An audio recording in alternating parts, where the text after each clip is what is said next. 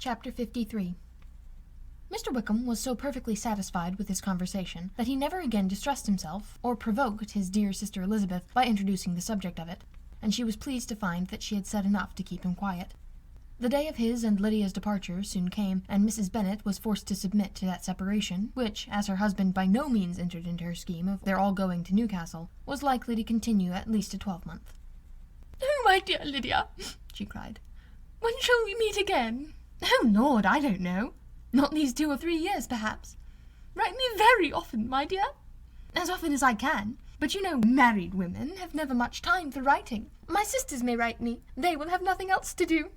Mr. Wickham's adieus were much more affectionate than his wife's. He smiled, looked handsome, and said many pretty things. "He is as fine a fellow," said Mr. Bennet, as soon as they were out of the house, "as ever I saw. He simpers and smirks and makes love to us all.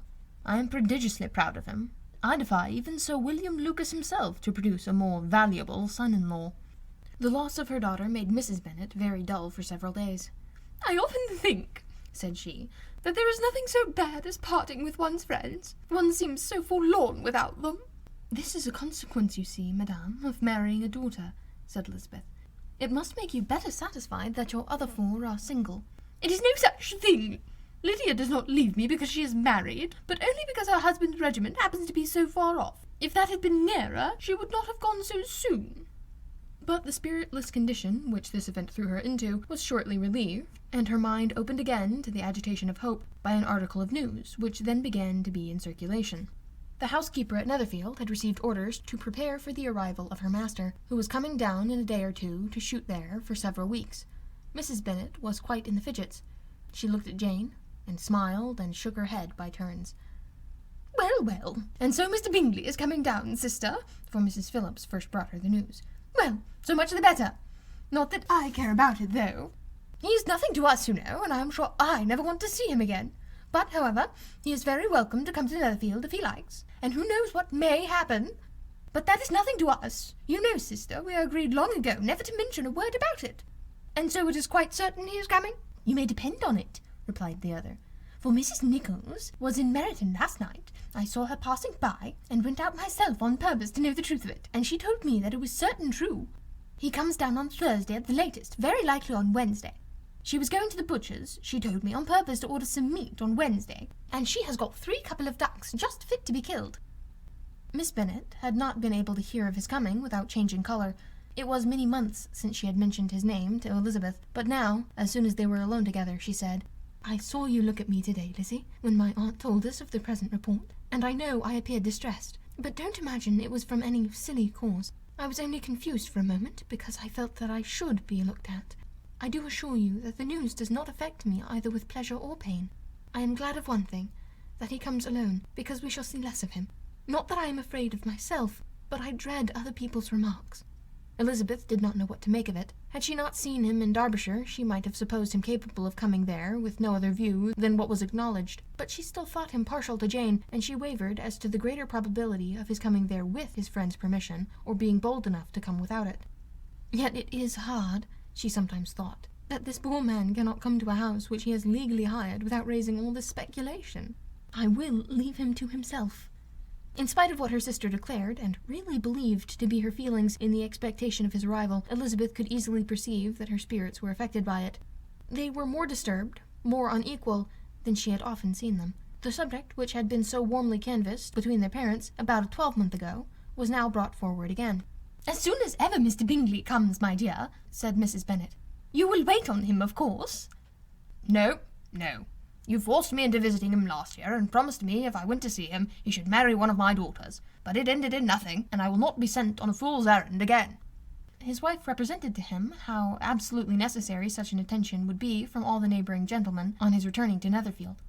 "'Tis an etiquette I despise," he said. "If he wants our society, let him seek it. He knows where we live. I will not spend my hours in running after my neighbours every time they go away and come back again."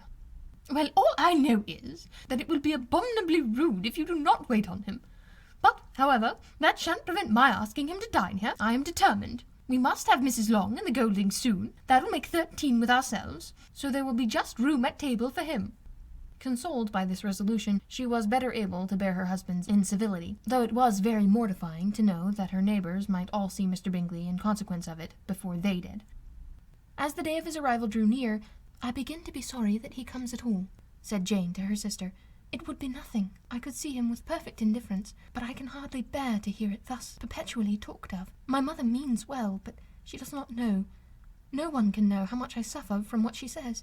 Happy shall I be when his stay at Netherfield is over." "I wish I could say anything to comfort you," replied Elizabeth, "but it is wholly out of my power. You must feel it. The usual satisfaction of preaching patience to a sufferer is denied me, because you have always so much." Mr. Bingley arrived. Mrs. Bennet, through the assistance of servants, contrived to have the earliest tidings of it, that the period of anxiety and fretfulness on her side might be as long as it could. She counted the days that must intervene before their invitation could be sent, hopeless of seeing him before. But on the third morning after his arrival in Hertfordshire, she saw him, from her dressing-room window, enter the paddock and ride toward the house. Her daughters were eagerly called to partake of her joy. Jane resolutely kept her place at the table, but Elizabeth, to satisfy her mother, went to the window. She looked. She saw Mr. Darcy with him, and sat down again by her sister. "There is a gentleman with him, mamma," said Kitty. "Who can it be?" "Some acquaintance or other, my dear, I suppose. I am sure I do not know." "La!" replied Kitty. "It looks just like that man that used to be with him before. Mr. What's-his-name, the tall, proud one." "Good gracious, Mr. Darcy! And so it does, I vow. Well, any friend of Mr. Bingley's will always be welcome here, to be sure, but else I must say I hate the very sight of him." Jane looked at Elizabeth with surprise and concern. She knew but little of their meeting in Derbyshire, and therefore felt for the awkwardness which must attend her sister in seeing him almost for the first time after receiving his explanatory letter. Both sisters were uncomfortable enough. Each felt for the other, and of course for themselves.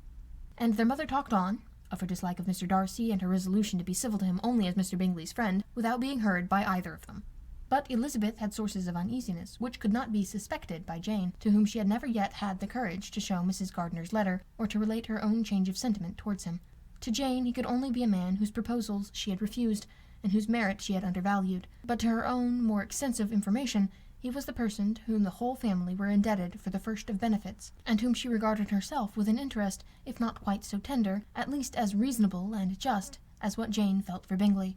Her astonishment at his coming to Netherfield, to Longbourn, and voluntarily seeking her again, was almost equal to what she had known on first witnessing his altered behaviour in Derbyshire. The colour, which had been driven from her face, returned for half a minute with an additional glow, and a smile of delight added lustre to her eyes, as she thought for that space of time that his affection and wishes must be unshaken, but she would not be secure.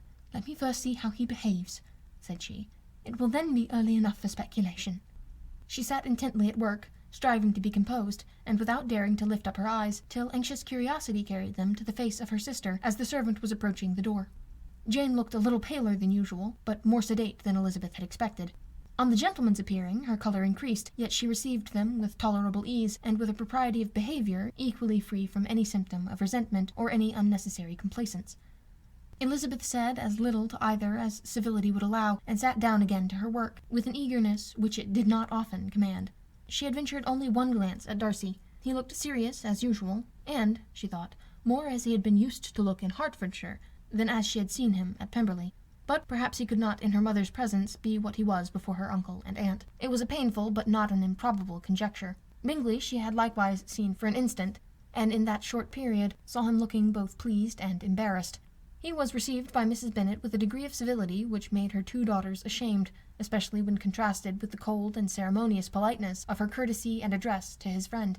Elizabeth particularly, who knew that her mother owed to the latter the preservation of her favourite daughter from irredeemable infamy, was hurt and distressed to a most painful degree by a distinction so ill applied. Darcy, after inquiring of her how Mr. and Mrs. Gardiner did, a question which she could not answer without confusion, said scarcely anything. He was not seated by her. Perhaps that was the reason of his silence, but it had not been so in Derbyshire. There he had talked to her friends, when he could not to herself. But now several minutes elapsed without bringing the sound of his voice, and when, occasionally, unable to resist the impulse of curiosity, she raised her eyes to his face, she as often found him looking at Jane as at herself, and frequently on no other object than the ground. More thoughtfulness and less anxiety to please than when they last met were plainly expressed. She was disappointed and angry with herself for being so. "Could you expect it to be otherwise?" said she. "Yet why did he come?" She was in no humour for conversation with anyone but himself, and with him she had hardly courage to speak. She inquired after his sister, but could do no more. "It is a long time, Mr. Bingley, since you went away," said Mrs. Bennet. He readily agreed to it. "I began to be afraid that you would never come back again. People did say you meant to quit the place entirely at Michaelmas, but, however, I hope it is not true. A great many changes have happened in the neighbourhood since you went away. Miss Lucas is married and settled, and one of my own daughters. I suppose you have heard of it. Indeed, you must have seen it in the papers. It was in the Times and the Courier, I know, though it was not put in as it ought to be. It only said, 'Lately George Wickham, Esquire, to Miss Lydia Bennet,' without there being a syllable said of her father, or the place where she lived, or anything. It was my brother Gardiner's drawing up too, and I wonder how he came to make such an awkward business of it. Did you see it?" Bingley replied that he did, and made his congratulations. Elizabeth dared not lift up her eyes. How Mr. Darcy looked, therefore, she could not tell. "It is a delightful thing, to be sure, to have a daughter well married," continued her mother. "But at the same time, Mr. Bingley, it is very hard to have her taken such a way from me. They are gone down to Newcastle, a place quite northward it seems, and there they are to stay, I do not know how long. His regiment is there, for I suppose you have heard of his leaving the Blankshire, and of his being gone into the regulars. Thank heaven he has some friends, though perhaps not as many as he deserves." Elizabeth, who knew this to be levelled at Mr. Darcy, was in such misery of shame that she could hardly keep her seat. It drew from her, however, the exertion of speaking, which nothing else had so effectually done before, and she asked Bingley whether he meant to make any stay in the country at present. A few weeks, he believed. "When you have killed all your own birds, Mr. Bingley," said her mother, "I beg you will come here and shoot as many as you please on Mr. Bennet's manor. I am sure he will be vastly happy to oblige you, and will save all the best of the coveys for you." Elizabeth's misery increased at such unnecessary, such officious attention. Were the same fair prospect to arise at present, as had flattered them a year ago, everything, she was persuaded, would be hastening to the same vexatious conclusion. At that instant she felt that years of happiness could not make Jane or herself amends for moments of such painful confusion. "The first wish of my heart," said she to herself, "is never more to be in company with either of them. Their society can afford no pleasure that will atone for such wretchedness as this. Let me never see either one or the other again." Yet the misery, for which years of happiness were to offer no compensation, received soon afterwards material relief from observing how much the beauty of her sister rekindled the admiration of her former lover. When first he came in, he had spoken to her but little, but every 5 minutes seemed to be giving her more of his attention. He found her as handsome as she had been last year, as good-natured and as unaffected, though not quite so chatty. Jane was anxious that no difference should be perceived in her at all, and was really persuaded that she talked as much as ever, but her mind was so busily engaged that she did not always know when she was silent. When the gentlemen rose to go away, Mrs. Bennet was mindful of her intended civility, and they were invited and engaged to dine at Longbourn in a few days' time. "You are quite a visit in my debt, Mr. Bingley," she added, "for when you were in town last winter you promised to take a family dinner with us as soon as you returned. I have not forgot, you see, and I assure you I was very much disappointed that you did not come back to keep your engagement." Mr. Bingley looked a little silly at this reflection, and said something of his concern at having been prevented by business. They then went away. Mrs. Bennet had been strongly inclined to ask them to stay and dine there that day, but, though she always kept a very good table, she did not think anything less than 2 courses could be good enough for a man on whom she had such anxious designs, or satisfy the appetite and pride of one who had 10,000 a year.